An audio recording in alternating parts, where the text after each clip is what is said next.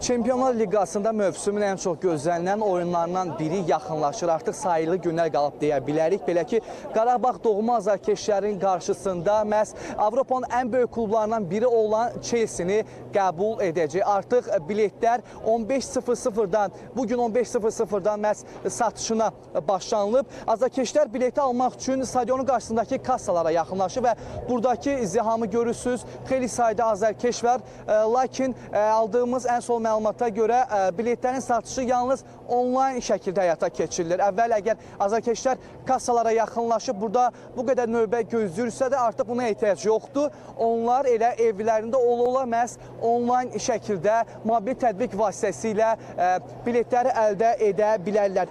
Qeyd edim ki, biletlərin qiymətləri 10 manatdan başlayaraq 1000 manat aralığında dəyişir və bu tribunadakı yerə və kateqoriyaya görə fərqlənir. Azarkeşlər arasında deyilə desə həm gənclər, həm ailələr, həm də uşaqlar var və burada hamı Qarabağın Avropa nəhəng klublarından biri olan Chelsea-nin görüşünü səbirsizliklə gözləyir. Lakin qeyd etdiyim kimi biletlərin satışı yalnız onlayn şəkildə həyata keçirilir və maraqlısı məqam odur ki, təkcə Bakıdan deyil, bölgələrdən də azarkeşlər oyunu izləmək üçün paytaxta gəlməyə hazırlaşır və klub rəhbərliyindən aldığımız ən son məlumata görə maraq çox böyük olduğundan biletlərin qısa zamanda tükənəcəyi gözlənilir. Buna görə də azarkeşlərə biletləri əvvəlcədən almaq tövsiyə olunur.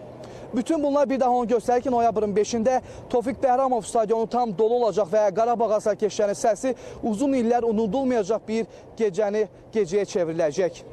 Bizim hələ ki bu saata çatdıracaqlarımız bundan ibarət idi. Növbəti xəbər buraxışlarımıza ən son məlumatları çatdırmağa çalışacağıq. Buyurun.